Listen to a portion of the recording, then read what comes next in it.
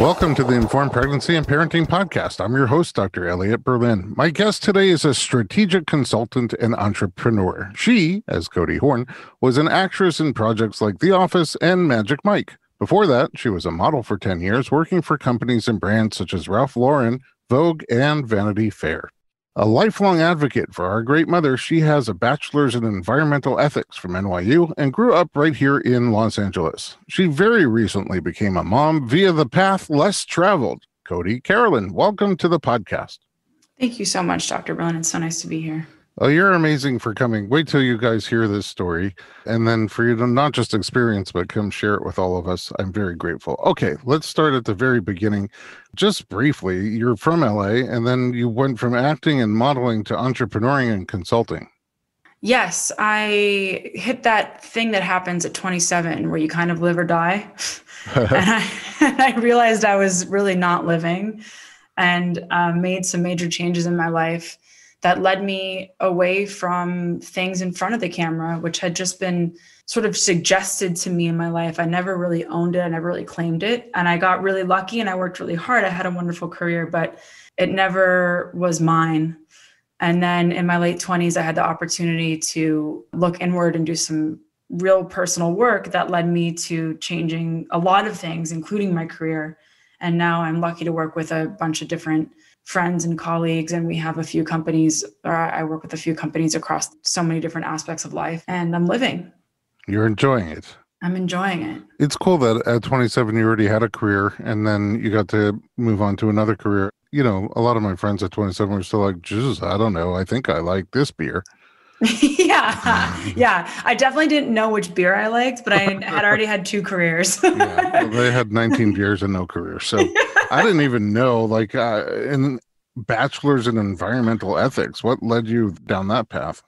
My mother, when she became pregnant with me in the 80s, she started researching environmental things and health and discovered the mercury in the fish at the time. That was a hot topic here in Los Angeles. And so both my parents are lifelong, or my entire lifelong, environmentalists. And it just was it was effortless for us. And when I went to college, I knew I wanted to study some iteration of philosophy. I went to the Gallatin School at NYU, where you really create your own program. My actual degree is an independent study, but you create your own program, and it's almost like a grad program. So I knew I wanted to study philosophy. And then over time, it just narrowed to ethics. And then over time, it narrowed to the ethics of the environment. And that's what kept me in school, because I started modeling at 15. And so I was a full-time working professional and a full-time student. And the only way I knew how to get through it was to study something I was passionate about, which was philosophy. Ah, that's cool. Ironically, I did theater. I was a theater major.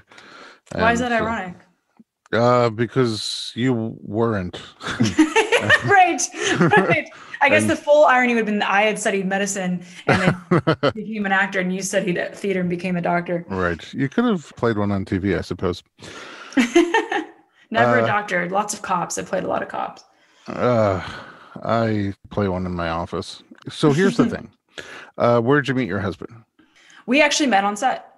He is a writer producer, and we met on the set of movie Magic Mike that I did, and we met almost 10 years ago this year, and we got together 4 years later. 4 years after you met? 4 years after we met. You became a couple? We became a couple. And then how long till it got serious? Like a day. I think once you've known someone that long and the switch flips, the switch has flipped. Yeah. And we both knew that it was at least really real. There's never any guarantees in life. We didn't, talk about marriage on day one.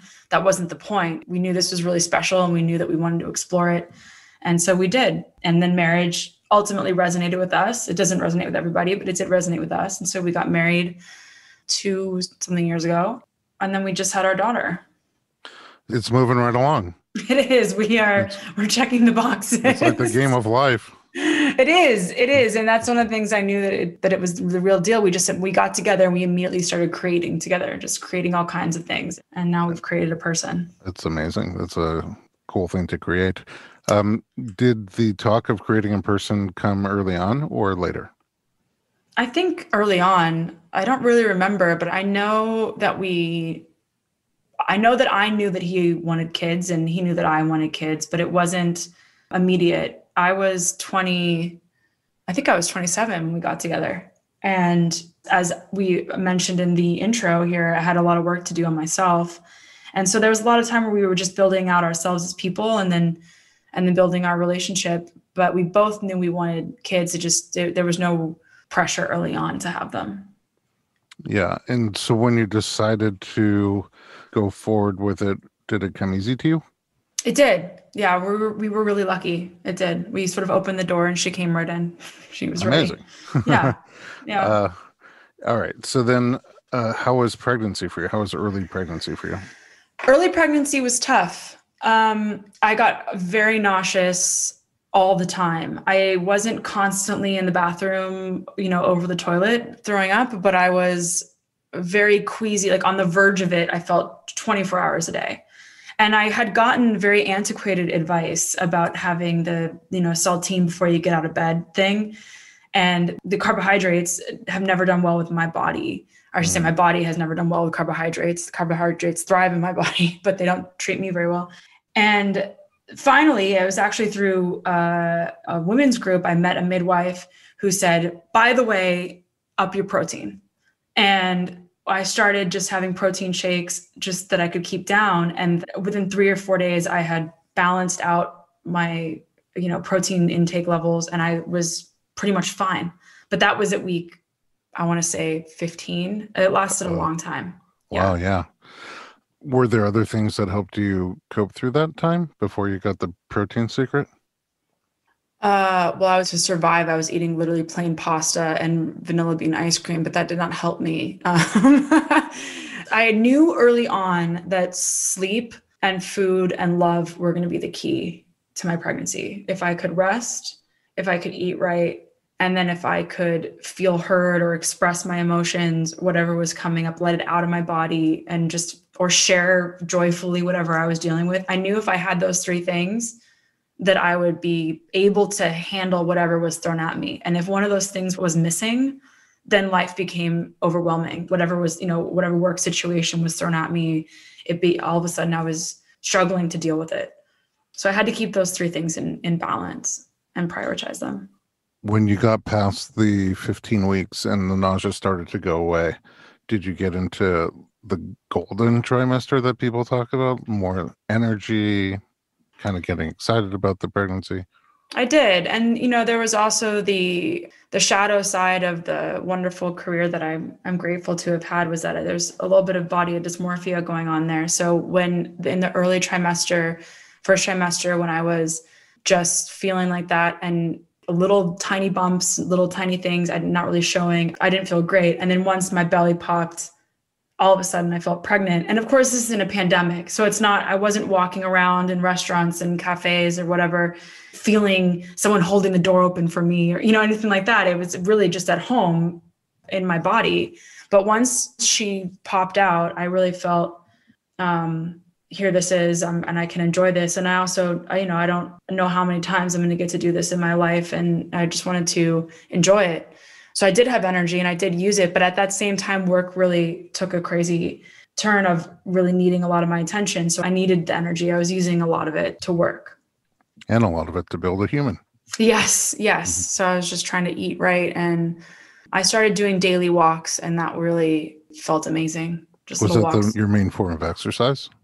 Yes, it was. I was so sick in the first trimester. I basically stopped exercising and I never really started again. I was one of those 5 days a week something people before that. And I just was walking. And the next thing that happened was that my pubic bone started really hurting around week 22. And so that stopped me from doing a lot of activity other than walking. And I would get work done from my favorite guy to get body work done, who's a Heller worker, who was a student of Rolf. It's a wonderful body work. So we were working on the pubic bone and I would get some relief and then it would go and then it would come back. Okay. At this time, you are under the care of who in terms of your pregnancy? My midwife, Alex Evangelidi, was the only one I was under the care of at that time. Okay. So was midwifery your plan from the beginning? Yes. I knew always that I wanted a home birth. And I knew always that a midwife. And I had interviewed like 2 other people. And then I walked into Alex's office and I just knew she was the one. I signed with her at week 20. And I got an ultrasound at week 20 from Dr. Fishbein as well. The more structural kind of ultrasound? I just hadn't had an ultrasound yet. And so, yes, it was a structural one just to make sure that everything was fine and, check her measurements. Although at that point, because my husband and I are quite tall, they weren't really taking any of the measurements seriously, her femur bone or anything like that, because, I had tracked my period dates before. So that's how we got our due date. And there was no point in measuring her because we're tall people. So the femur was going to be long. Yeah. You would hope so. Why home birth and midwifery? I think these things are emotional decisions. And for me, I've never had a great relationship with hospitals. I've never, thankfully, spent the night in a hospital as a patient, but I've never felt super comfortable in them, even visiting family members or friends who were hospitalized for whatever reason. So I knew I was always looking for another solution. My dream, honestly, was to give birth in a birthing pool, like in a hot spring in the middle of nowhere. So I tried to find the balance between a hospital and that. And the solution was my, safe house in Los Angeles that has running water with a midwife. and snacks. And snacks. Yes. The most important part of home birth. Yes. All right. Let's take a little break. When we come back, we'll find out how your 3rd trimester went and where things sort of took a turn. Okay. We'll be right back with Cody Carolin.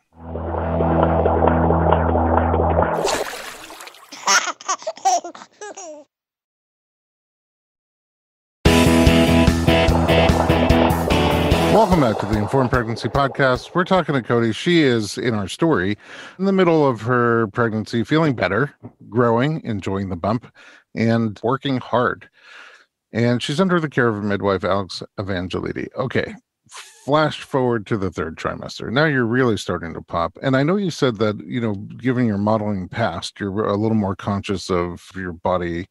When that bump got even bigger, was that exciting to you? Was that nerve-wracking to you? Did you like it? Were you mad at it? I loved it. I marvel at the female body. I would look in the mirror and I would think, look at what's happening here. This is incredible. It is without a single thought of mine that this is happening. I spend no time considering this. She's just growing. I marveled at it. So I was really happy. It is quite insane what your bodies can do. Now, I know you're into home birth. You're definitely not into the hospital environment. And also midwifery is quite different than obstetric care. Are you at this point thinking about your birth and the kind of things that you want to have around you or the people that you want to have around you? Yeah, I obviously had a hope that I could have a home birth, but I also know that my understanding of life is that if we hold on to certain visions really strongly, sometimes they don't happen. And so I wanted to be open to the possibility that I would have to transfer to a hospital or whatever. So Alex suggested I meet Dr. Affleck at St. John's, which happens to be where I was born. And so I met her and brought her on as a backup OB, which was an immediate fit as well. And then I met doula Carmen Paris-Thomas and immediately took to her, same thing. So that was the team at the time, and my husband and our dogs there for the comedic relief because they are very funny. That's a powerful dream team. It really is. It really is. And so I was really happy with that team. We were cruising along. I had the pubic bone pain, but that was pretty much it. She was growing. The belly measurements were great. I had very little swelling. I had some acid reflux, but I really had no other symptoms. It was just flying through the air beautifully at this point. That's so nice. Yeah. And that's the team. That's who is going to be around you. Did you have thoughts on what would be comforting to you? Did you have excitement about birth only, or also some anxiousness? And if so, what were you concerned about? My husband kept asking me, what do you want in the space? Do you want candles or music? And I didn't care about any of that. I didn't really think about anything. I just wanted presence and reverence to this miracle. It's really sort of nebulous to say, but it really is all I wanted. It was just that the right people were there and that was it. And I don't want to give away what we're talking about here. I'm assuming you might in the title anyway, but my literally only fear was that when I got pregnant, or even before pregnancy, but before I got pregnant, was that I would have a breech baby. That was literally my only fear. Yes, because I thought it was the only thing based off of my age, my health, that I'm in good health and that I am relatively young. They would be the only thing that would take me to a hospital. I just thought, just don't be Breech. That's kind of interesting because there's so many other things that really could take you to the hospital or I know. risk you out of home birth. But that was the only thing that I thought. There's the only thing that my brain understood, because I thought, well, I'm not going to suddenly decide that I want a hospital birth. So that's the only thing that can take me. If you're going to be forced into it. I mean, did you know somebody who had a Breech baby? How did that even get into your head? I think I just knew that babies were born Breech sometimes. I must have known someone along the path of life, but when it ended up happening and people started coming out saying I was Breech or my baby was Breech or whatever, I had no idea. It wasn't something that I was intimately familiar with. I was not Breech. I think it's just based off of my basic understanding of the American medical system. Yeah, I was Breech. That's right. I think you told me that. Yeah, before they cared. Right. They're just like, oh, that's not his face. I experienced that feeling with my mother. Yeah. So this is what happened. So, I mean, the cat's a little out of the bag. At some point you found out you had a Breech baby. Was that during a midwife appointment? No. So she was in position at 29 weeks. She was a little bit skewed to the left, I want to say, but she was completely in position, and we were just working on getting her spine to my belly button. She stayed. Then at 36 weeks, as part of Dr. Affleck's care package, she has sort of mandatory ultrasound at 36 weeks. And we were here at my house. Alex was here, Carmen was here, and Dr. Affleck was here. And she turns on the ultrasound and she looks at Alex, and Alex says, no, Breech? And Dr. Affleck just nods her head. And it surprised all of us. That was your one thing. Yeah, that was my one thing. Then immediately everyone got professional and started talking about the options and what this means. But I just thought, wow. And there was barely, enough time to flip her, but immediately it was an onslaught of let's try and do something if we can. What kind of things did they suggest? The Spinning Babies website, courses, all the stuff on Spinning Babies, lots of rebozo work. I have a pool, so they suggested kind of getting in my pool and doing handstands, basically inverting my body, and then coming and seeing you. Oh, and acupuncture. I did acupuncture as well. With Moxa? With Moxa, yeah. Okay. So how did you get into those Spinning Babies positions? Everybody has a different way of doing it. The Spinning Babies positions, I have a little half ironing board that I would prop up against my couch and look very funny, leaning up upside down against it with my head turned to the side, trying to, Netflix and chill. It's a whole new way of doing it. And then there was a good one of sort of kneeling on the couch and then moving my hands down to the floor and then coming back up. I did that one a bunch, or off my bed. Those were, I think, the two main ones that I did. And then we did some rebozo work as well whenever I had access. Whenever Carmen would come over, we'd do some rebozo work. Okay. And I mean, we're going through a lot of stuff here, but Spinning Babies, you can find at spinningbabies.com to see. That's just a series of exercises that are recommended to try to help the baby find a more ideal position. And then you also went in the pool. How had you been swimming the whole time? No, it was winter and I'm frugal and I didn't feel like heating my pool. So, Sweet. So I had to heat it and get in it. What was it like, though, getting into the pool like 9 months pregnant? It's a total different buoyancy. I have to tell you, I did not enjoy it. And I didn't do it very often because the flipping would put some weird pressure in my ears. Literally, I was suggested to spin and they put weird pressure in my ears and I didn't like it. And so, yeah, that one did not resonate with me. Okay. Then acupuncture and Moxa. Yes, those we did. Yeah, sorry. Needles stimulation from the Chinese meridian chart, and then also heat stimulation with the herbal mugwort is the herb that's in the stick called a moxa stick, and you burn it, so it's called moxibustion, and it smells fantastic. That became a ritual for me and my husband at night. He would do the moxa treatments on my feet because my acupuncturist had really said I shouldn't breathe it too much. So he would light the moxa for me. We had a stick, and then there's ones that can sort of sticker on whatever. On your foot, yeah. Yeah. And so he would do that, and that became a really wonderful ritual of him caring for me that was wonderful. So we were pretty religious about that. Oh, sounds like you could still do it now. Yeah, it's another version of it. The other thing I should say we did before coming to see you was that it was really suggested to me to really just tap in and talk to her and see if there was anything she wanted to say, or just have a communication with her about it, because she had been in position for so long and then she suddenly flipped. Sorry if you can hear my dog, by the way. Oh, that's what that is. Okay. Yeah. Sorry. Hi, doggy. Yes. So then also I ended up seeing you, and, we did massage to loosen up the muscles and tendons around your low back and hips to get the joints moving better. Try as we might, none of these things yielded a head down baby. No. And time was moving quick. Like you Yes. found out at 36 weeks, 37 weeks is term, and you can go into labor at any point there and not be preemie. So what other options did you have in front of you? Well, there's the option to have the cesarean birth. There's the option to have vaginal breech delivery in a hospital. And then there's the option to have a vaginal breech delivery at home. And the latter two, there aren't many people who do that anymore. You can opine on the reasons why better than I can. Most of the information I have is from your podcast about, and also listening to Dr. Fishbein talk about things. I'm sure we'll say who he is in a minute, but I wanted to try and stay as close to my original quote unquote birth plan as possible, which meant attempting a home breech vaginal delivery. Did you have the option to have a doctor manually try to turn the baby?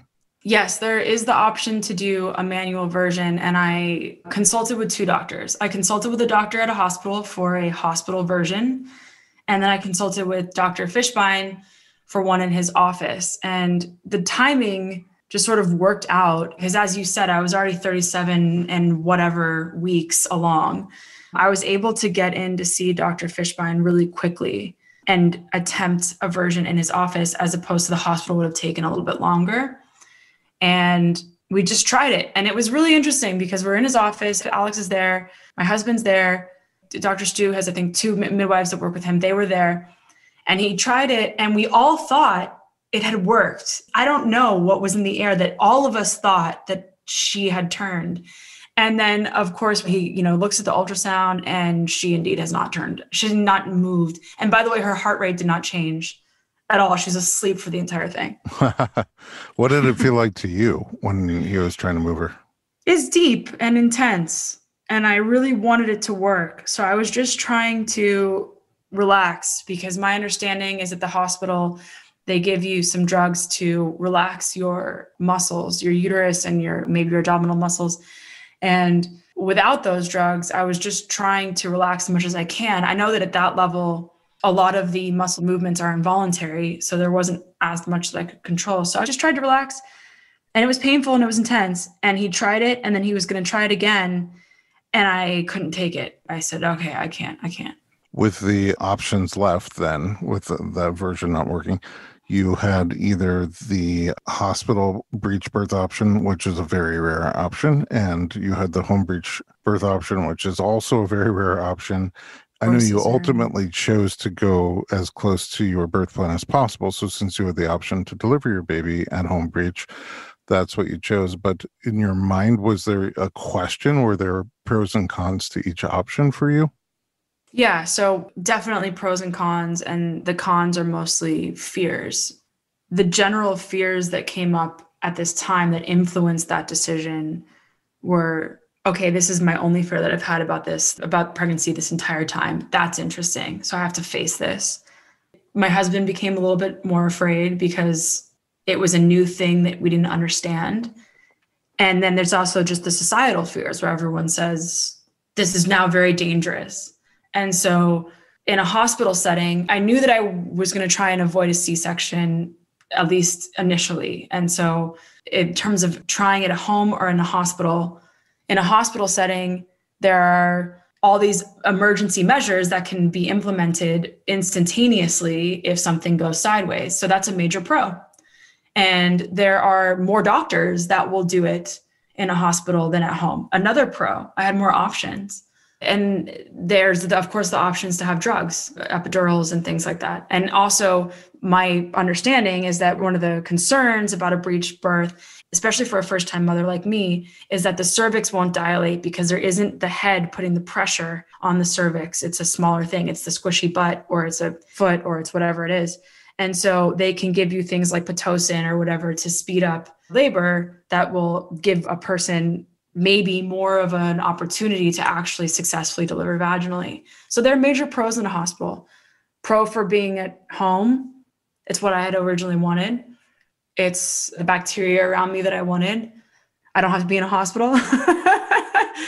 And the team that I had, really, my understanding was that they would let me kind of drive the labor process, as opposed to my understanding of some of the doctors' processes for the vaginal breech hospital delivery is that there's a bit more of a protocol to ensure a more successful breech delivery.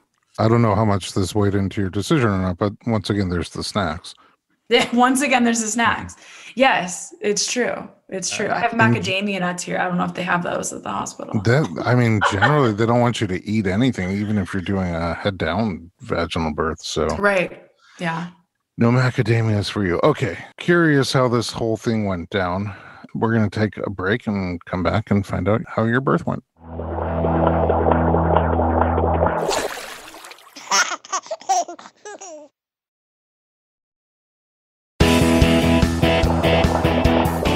Welcome back to the Informed Pregnancy Podcast. Okay, here it is. With all the options have now run out for getting the baby head down and weighing the pros and cons of cesarean birth versus hospital breech birth versus home breech birth. Cody, you chose home breech birth. How and when, in relation to your due date, does your labor start? My labor started the day before my due date. Your anal. Yes, it was really inconvenient, by the way, because I had been told many times by many people that as a first-time birth, she was going to be late. And so I had a lot of work I was supposed to do that weekend. And indeed, she came the day before her due date. How did it start? My water broke. Pretty clear. Oh, okay. I always ask this question. Was there any question that was your water breaking, or was like, whoa, that was my water? There was a little bit of a question. It was really early in the morning. I had gotten up to go to the bathroom, and I took a couple steps out of the bathroom and some liquid fell on the floor. And so I thought, oh, maybe my bladder is just losing it. Maybe this is the end of pregnancy. I don't know. So I actually got back into bed. I just kept kind of walking, cleaned it up, got walking, went back to bed. And then I started thinking, well, maybe I should put something around me so that I can kind of measure this and see what's going on. And I did put on a pad, and I was full within like 10 minutes. Oh, wow. So it was pretty clear.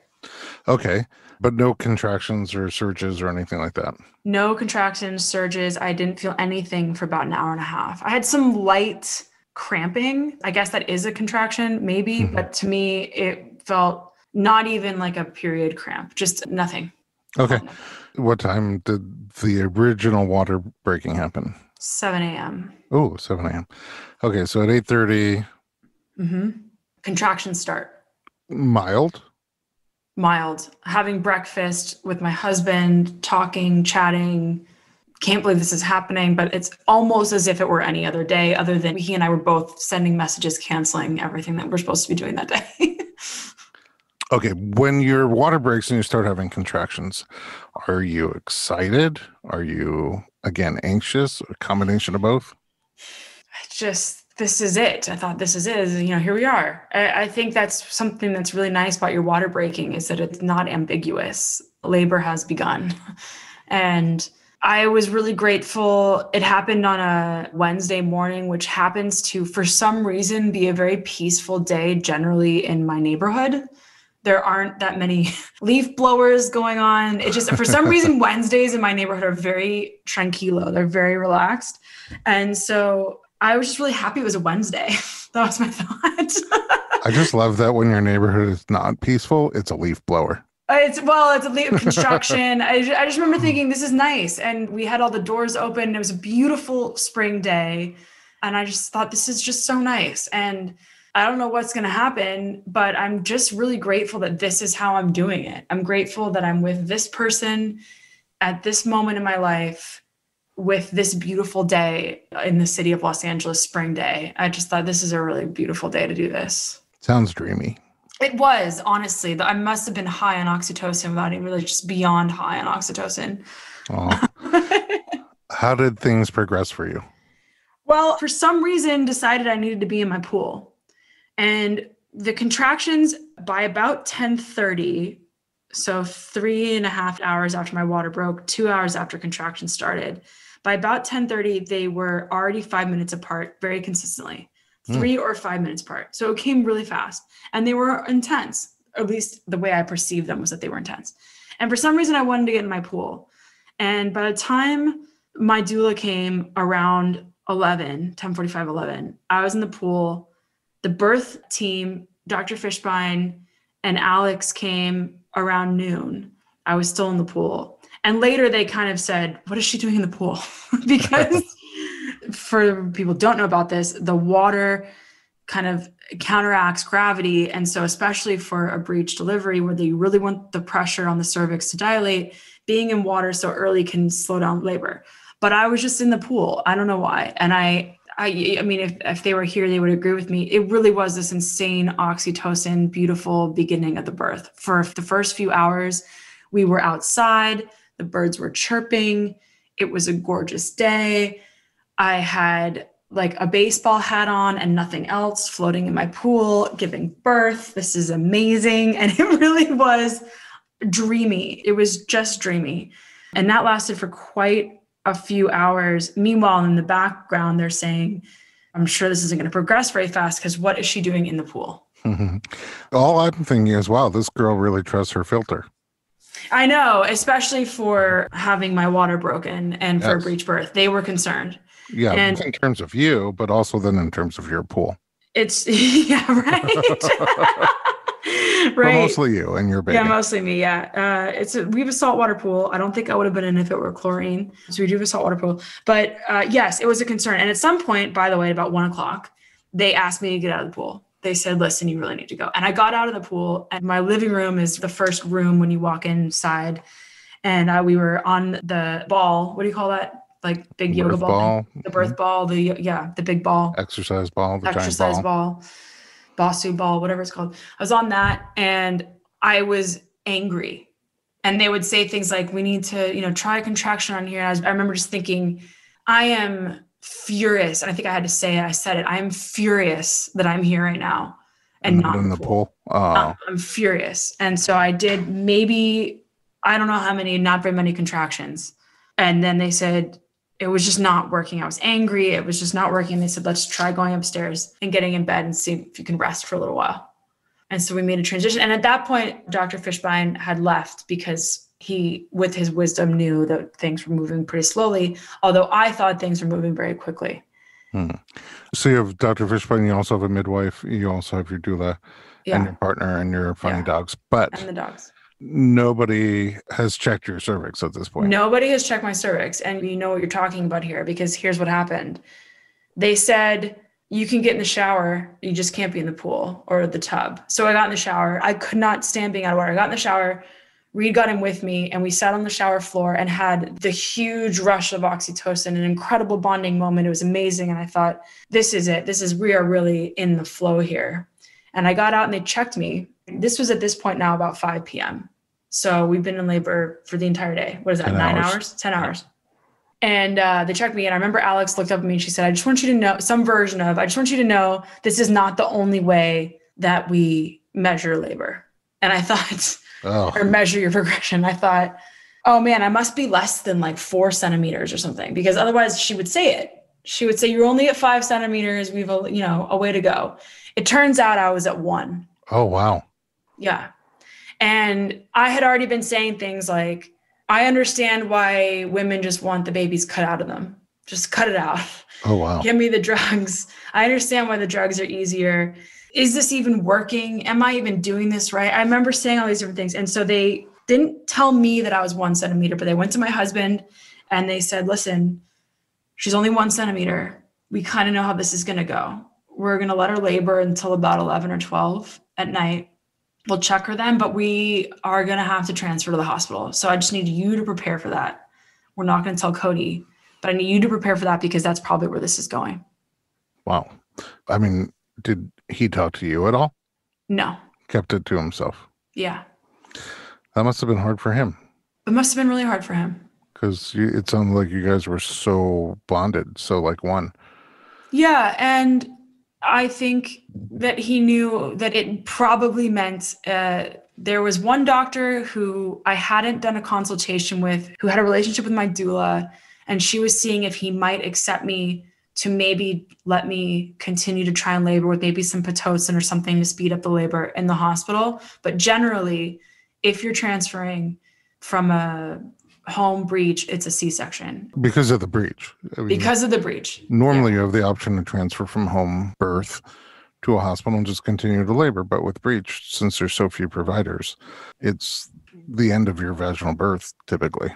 Correct. And he knew that I really wanted to avoid surgery at all costs. And so, but here they are saying, listen, we're just going to let her do it so that she can feel like she's labored, but we're going to a hospital. This is really what's going to happen here.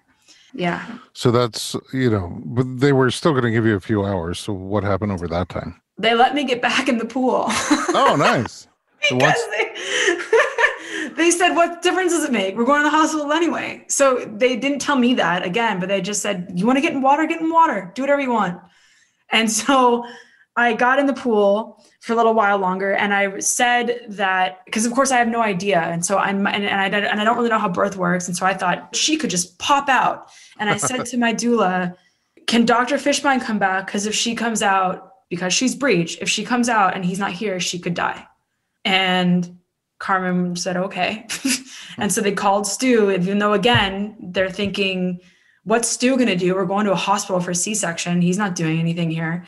But he came back. And that gave me a lot of confidence. And by that point, it got a little cold outside. So I came back and transferred to my indoor pool of my bathtub because I just could not stand to be out of the water. Wow.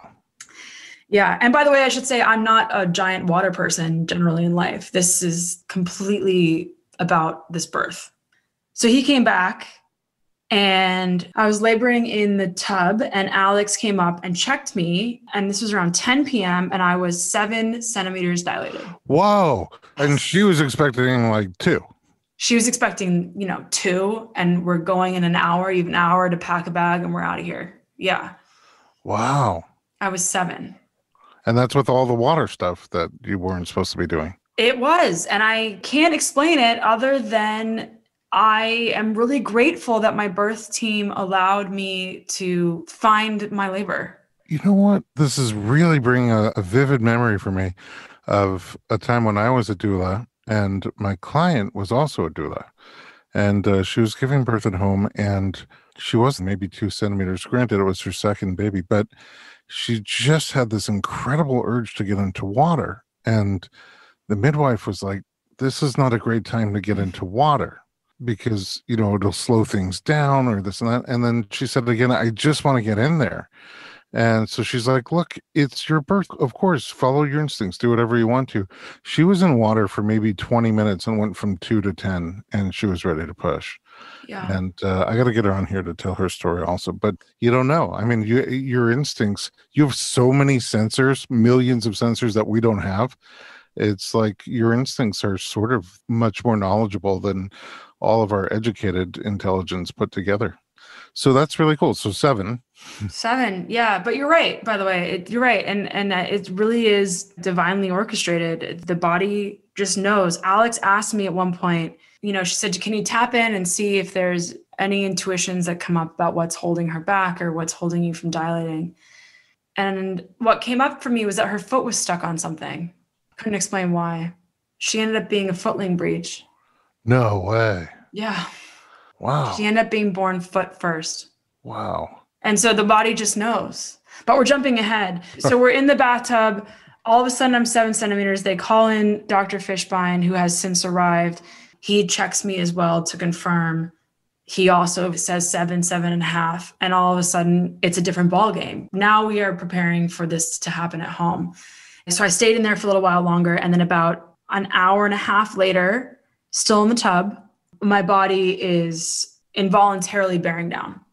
And they're saying to me, try not to do it, try to resist that because I'm not pushing, and they want me to save my energy for when I'm actually pushing.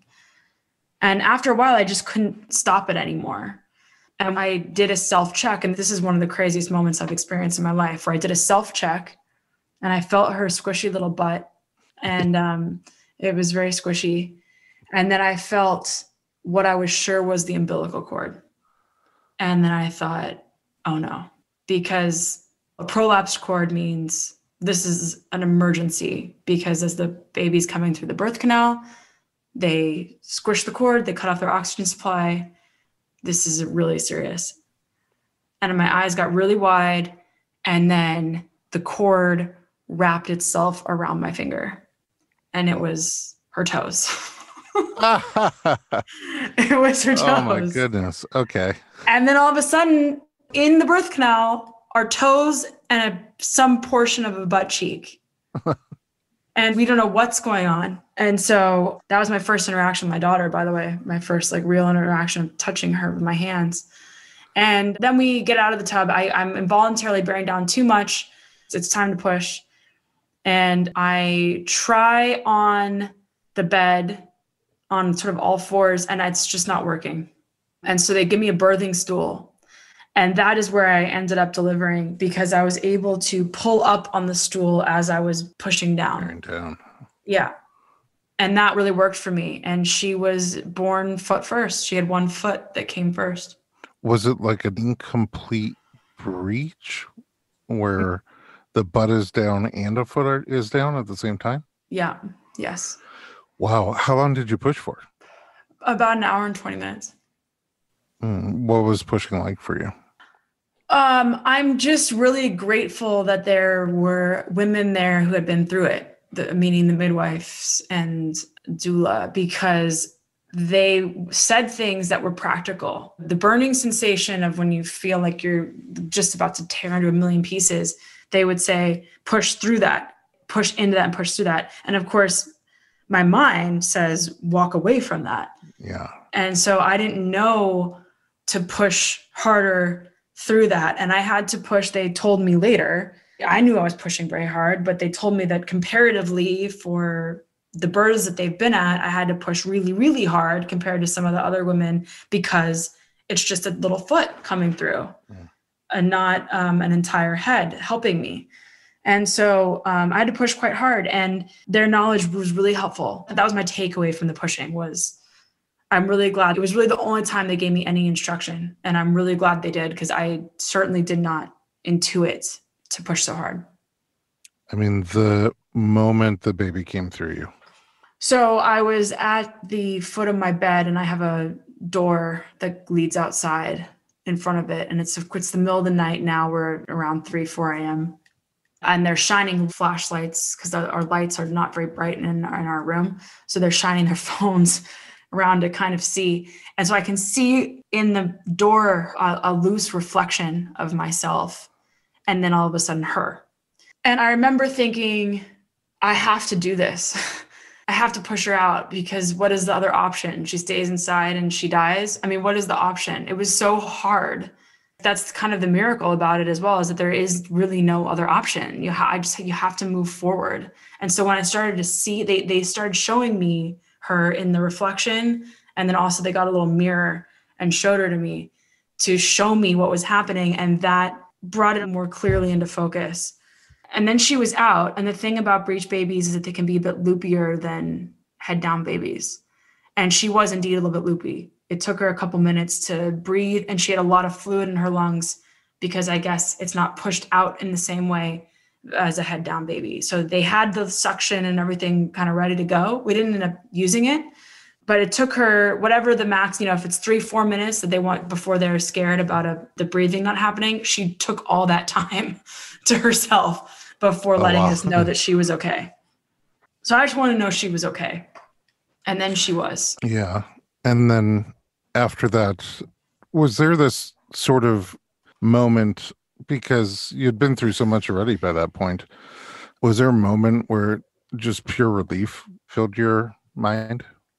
When she started breathing. And everyone took a sigh of relief as well. She started breathing, and then all of a sudden there she was. And I thought, well, whatever happens next, she's here and she's alive and she's fine. And actually, I don't even know if you know this, but the scariest part is yet to come. The scariest part is what happened with the placenta. Oh, no. Yeah. Oh, I was about to ask, how was your placenta Yeah. delivered? No. So my placenta only half detached, and we had to manually extract it. Yeah. It was a wild birth. Oh my God, you're a warrior. It was a wild birth. That's insane. So she came out and they put me on my bed, and I was sort of relaxing, and the contractions had stopped. I wasn't really losing too much blood. They gave me a shot of Pitocin and to try and get them going, and they were not happening. And so Alex tried. She realized that my cervix was closing, and so she went in to try and assess and found that the placenta was indeed only half detached. And we were almost at that hour mark where most doctors would say we need the placenta out before an hour. And she went in to try and remove it, and she was unable to. And then Dr. Fishbein came in and was able to remove it by putting his right hand up to almost his elbow and scraping it off. It was attached at the upper part of the uterus, so he had to push it down. Yeah. And then I was losing a lot of blood, and they were saying, do we have to transfer, and what's the deal? And I talked to Dr. Fishbein in preparation for this podcast, and he said, in my mind, there was just no version of us transferring. We're getting out the placenta. We're not going to the hospital now after all this. And he got it out. I can't even begin to imagine what that felt like. Yeah. I mean, in all my sessions with you, you kept warning me about the pain. Your pain was nothing compared to that. Yeah. I can't begin to imagine. It was very intense. But, look, it's so many OBs say I would never do that to somebody without drugs. What are we going to do? And my body was on drugs. My body was on all kinds of natural drugs that were pumping through it. And if someone walked up to me as we're sitting here in this conversation and tried that, the pain would be excruciating. But I'm in an altered state. I really was. I think that a lot of people lose focus about the fact that your body makes very, very powerful and effective drugs that literally change your mind and change how you perceive pain. It's lost on a lot of people. They say, how can you give birth with no drugs in general? But you are giving birth with drugs. They're just different drugs. Completely. All right. In retrospect, is there anything that you would have done different? Anything that you learned from this birth that you'll take with you into future experiences? I've let go of the placenta experience because you can't test for that. There's no way to know. I can't carry that forward, the possibility of that happening. I cannot carry the possibility of that happening again forward with me. It doesn't serve me. What I will carry with me is it's really important to assemble a team that you trust, because in that space, I never got scared because I trusted the people around me. And then that enabled me to trust my body. And my body ultimately did what it needed to do. And then Dr. Fishbein helped with the last part. And the other thing that I would take is that vaginal breech birth at home or at a hospital is something that should be an option for all women, because it's not 1 in 100,000 babies that are breech. It's 3 or 4 in 100. It's 1 in 33 or 34. This should be an option for women because it's possible. Maybe I had to push a little bit harder, but that's it. Yeah. I mean, literally, that's it. That's the only difference. Yeah. Sadly, it's a disappearing art, and I don't see the pathways forward to where these types of birth become available to more people. It's really sad. And it's not that it's the right choice for everybody. It may not be the right choice for many people. Right. But for the people for whom it is the right choice and they don't have that choice, it's really sad to watch. So I don't know. I always hope and wonder that when we share stories like yours, just real, honest stories about what you were feeling and what you were wanting and what was available to you and what you did, that hopefully it just inspires. I know a lot of residents listen to our podcast, or a good number of residents and doctors and midwives. And I just hope that opening minds, and also people who are pregnant, listen to it, and when they find out they have a breech baby and had no idea that this was even still being done today, learn that they might have an option. And so my hope is that by you sharing your story, your powerful story, that somebody who wants this option and is a good candidate for this option will have it. And they might not have had we not done this episode. So I'm very grateful to you. Well, that's why I'm here. I'm grateful that you're doing these podcasts. And I think that's the misconception about empowered birth, is that it's at home with no drugs. To me, an empowered birth means that the woman has had the opportunity to make the choice that she wants. And that's what I had. Mine happened to be at home. It's still mind-boggling to me that the one thing you were worried about is that your baby would be breech. But if your baby wasn't breech, this would just be a plain old home birth podcast. Okay, so yeah. Cody, thanks a million for being here and for sharing your story. I'm inspired. I was inspired the first time I met you, but now I'm even more inspired. And at home, thanks for listening to the Informed Pregnancy Podcast. If you would like more pregnancy and parenting information, visit us online at informedpregnancy.com.